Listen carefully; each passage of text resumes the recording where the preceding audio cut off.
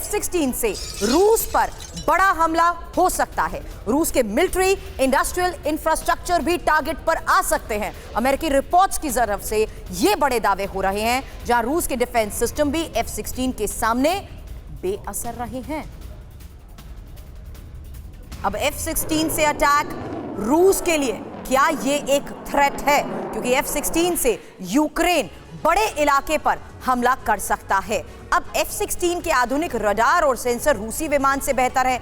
F-16 Ukraine को मिली मिसाइलों की ताकत भी बढ़ा देंगे और रूस के लिए F-16 के लिए सुरक्षा कवच बनाना भी मुश्किल होगा। हालांकि F-16 की रेंज की बात करें तो 4220 किलोमीटर है। रूसी डिफेंस रेंज भी बेहद कम है। यूएस मीडिया के हवाले से ये जो बड़ी खबरें आ रही हैं, कमर आगा सर, अभी तक आप शुरू में जैसे कह रहे थे कि रूस ऐसी हरकत कैसे कर सकता है जहां वो इस बात से वाकिफ है कि उसे बड़ा नुकसान हो सकता है, क्या यूक्रेन ऐसी हिमाकत कर सकता है F-16 को लेकर? भले ही शर्तें सामने रख दी गई, लेकिन अगर टेरिटरीज को जिस तरीके से एक दूसरे के साथ है, ये दायरा बढ़ता है, तो जाहिर सी बात है यूक्रेन को और भुगतना होगा।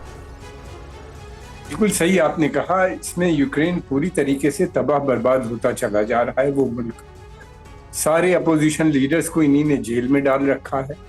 कोई बात नहीं कर सकता, सेंसरशिप है और पूरा कंट्रोल जो है इस वक्त प्रेसिडेंट एक आदमी के हाथ में है बॉडी। वहाँ से कोई खबर दूसरे पक्ष की आती नहीं है।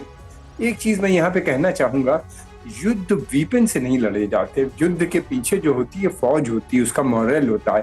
भारत ने सन 71 की जंग जो लड़ी थी तो पाकिस्तान के पास बहुत सुपीरियर वेपन्स थे। पैटर्न टैंक की पता नहीं क्या क्या बातें सुनी जाती थीं और उनके पास जो गाजी पनडुब्बियाँ थीं और क्या था और दुनिया भर की चीज़ें थीं, सब वहीं के वहीं ख़त्म, फेल हो गई। इंडियन फोर्सेस के सामने कुछ नहीं कर पाए। वो बांग्लादेश का गठन हो गया।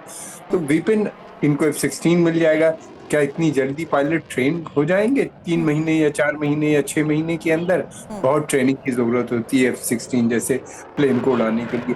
दूसरी बात ये कि रशिया का दावा ये है, मैं नहीं जानता कि कहाँ तक सही, कि उनके पास ऐसी मिसाइल सिस्टम्स हैं, डिफेंस मिसाइल सिस्टम है जो कि इनको टारगेट कर सकते हैं।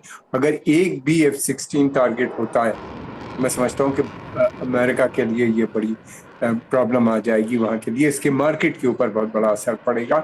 ये लोग जितनी भी चीज़ें हैं, जंग जो है वो मार्केट के हिसाब से ये लोग लड़ते हैं। दूसरी बात ये कि यूरोप कितनी जंगें लड़ेगा, कब तक लड़ाइयाँ लड़ेगा?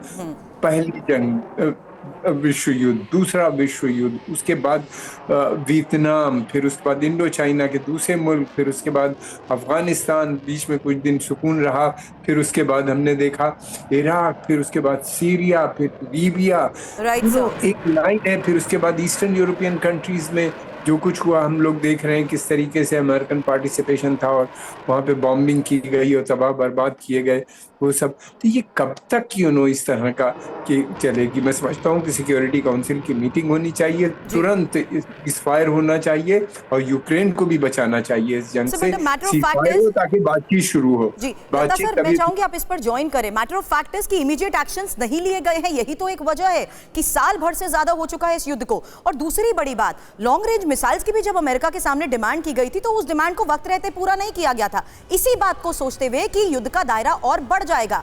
अब अगर F-16 देने को लेकर शर्तों के साथ मंजूरी मिलती है, अमेरिका क्यों हर बार एक क्वेश्चनेबल फ्रेम में आता है?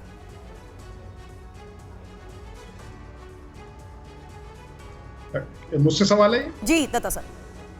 हाँ, देखिए, जहां तक F-16 की बात है, ज़ेलेंस्की साहब का स्टेटमेंट था कुछ दिनों पहले क्या, कल या परसों का ही स्टेटमेंट है, जिसमें उन्होंने कहा था कि they are not going to use F-16 against Russian troops.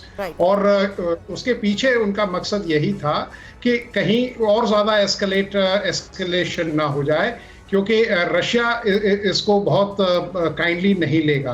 तो F-16, और जैसे कमर आगा साहब ने कहा और बड़ी सही सटीक बात कही थी कि भाई, और दीपक वोरा साहब ने भी कुछ दिनों पहले डिबेट में ये बात कही थी और बड़े साफ और वाज़ेह शब्दों में कहा था कि साहब, ये हथियार देने से काम नहीं चलता है। आर्मी जो ऑपरेशंस है वो मैन, मटेरियल और मोरल पे लड़े जाते हैं। आप 1971 में देखिए, आप बाबू जगजीवन राम डिफेंस मिनिस्टर हुआ करते थे, उनकी जो जिस तरह लीडरशिप थी और जिस तरह से इक्विपमेंट था, तो इंडियन आर्मी बात के लिए फेमस है साहब कि वहाँ जो हमारे सैनिक हैं, जो हमारी लीडरशिप है, मिलिट्री लीडरशिप, जो हमारे कमीशन ऑफिसर्स हैं या जो हमारे जवान हैं, उनकी कहीं कोई सानी नहीं है, उनकी कोई तुलना नहीं है।